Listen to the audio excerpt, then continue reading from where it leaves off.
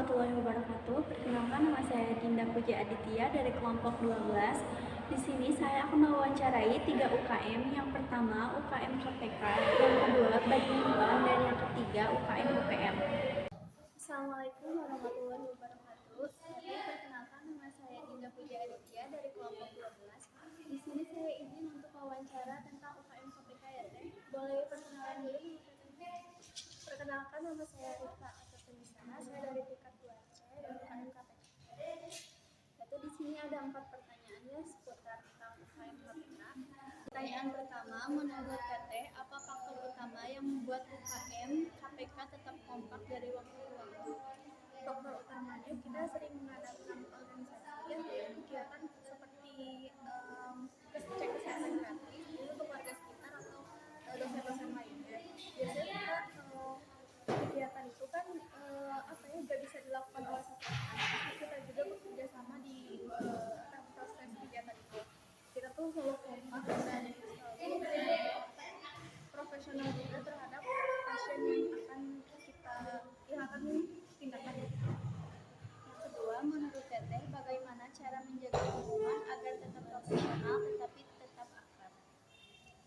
Menjalin hubungan agar tetap profesional, kita biasanya sering kayak kegiatan per materi biasanya suka disampaikan oleh kakak tingkat. Biasanya per materi ini tuh biasanya berupa kayak materi-materi yang memang penting untuk kita bisa melakukan tindakan tersebut kepada pasien. Pertanyaan selanjutnya, bagaimana jika ada kesalahpahaman antar anggota tim?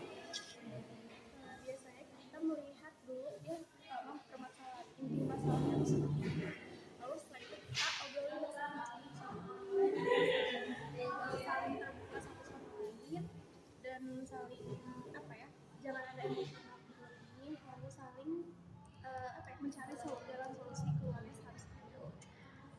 Pertanyaan terakhir, bagaimana Teteh membagi waktu antara latihan kuliah dan kegiatan pribadi?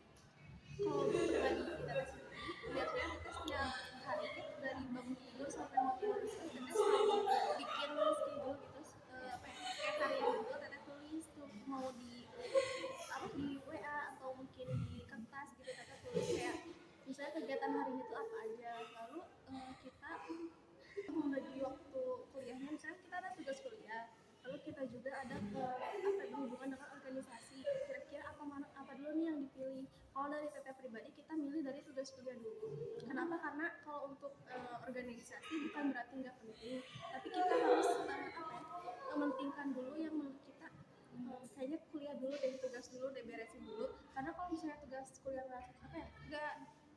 nggak beres, kita tuh mengikuti organisasinya juga nggak tenang gitu ya. Baik Teh, di sini saya izin memberikan satu inovasi ya untuk KPK. Inovasinya di sini ada platform kolaborasi online atau offline antara anggota komunitas, lembaga kesehatan kampus, dan organisasi eksternal. Tujuannya untuk membangun jejaring yang otentik, berdampak, dan menjaga hubungan kemitraan yang selaras dengan visi edukasi kesehatan. Baik, segitu saja. Terima kasih Teteh telah berkenan untuk diwawancarai. Semoga UKM-nya selalu lancar, banyak peminatnya, dan sukses ke depannya. Terima kasih ya.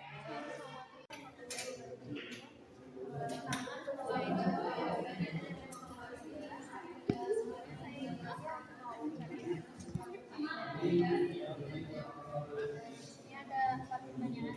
Yang pertama, bagaimana cara menciptakan sistem kerja yang membuat anggota tetap solid meskipun terjadi pergantian mungkin sistem kerjanya itu harus kuat, dibentuknya itu dari segi dokumentasinya harus jelas, jadi kita yang anggota-anggota baru itu bisa lihat kalau sistem anggota sebelumnya itu gimana, jadi kita tinggal ada gambaran, nggak bingung amat.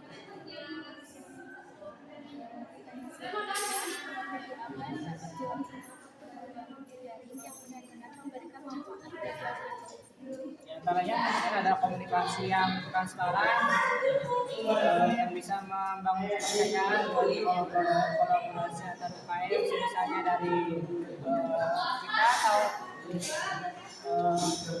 mungkin bulan depan ya ada penguatan karakter tentang penguatan karakter antara badminton sama main lain mungkin kolaborasi.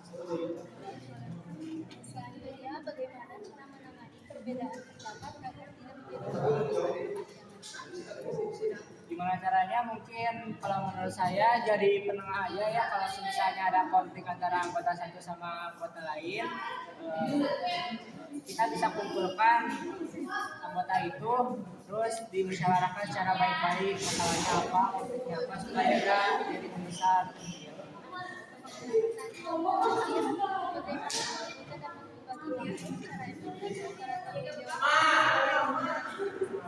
Kalau itu mungkin pinter-pinternya kita aja ya, kita di sini nggak cuma ikutan UKM, kita juga di sini kuliah.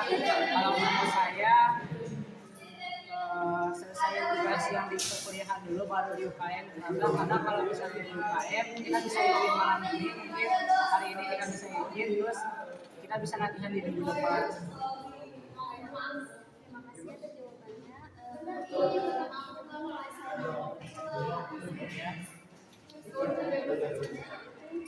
Program pengembangan yang menggabungkan kegiatan luar ruangan dan sesi refleksi. Tujuannya untuk membuat percakapan meningkatkan adaptasi